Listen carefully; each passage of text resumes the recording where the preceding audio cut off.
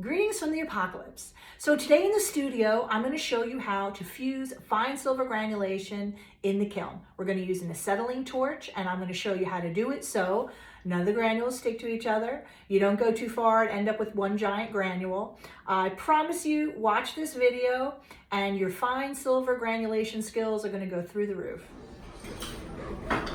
Okay, I'm going to hold my piece completely level and very gently place it in the kiln, like so.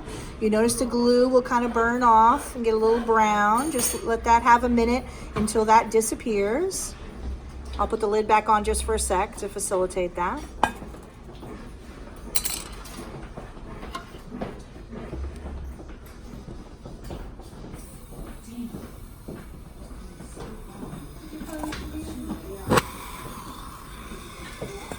I'm going to use the lid to cast a shadow. Now I'm going to use my flame straight up and down.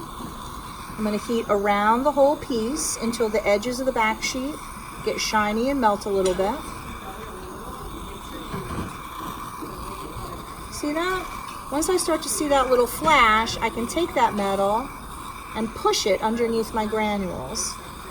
The key is always about getting the back sheet hot enough to flow under the granules. If you focus too much just on the granules, they'll just get hot, melt to each other, and leave a blob. That's it. All done. Now we take it out and we check it, of course, carefully. And if anything wasn't to be done, we would just go back in and do a little more.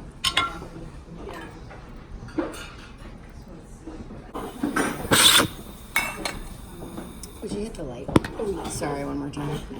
There you go. So there was a couple that we weren't 100% sure that we could see the little necks and the attachments. So we're going to just do a little bit more. Procedure is identical. I'm going to heat up the whole piece until the edges get shiny and melt a little bit. And then I'm going to push that metal underneath the granules. So you see that flash?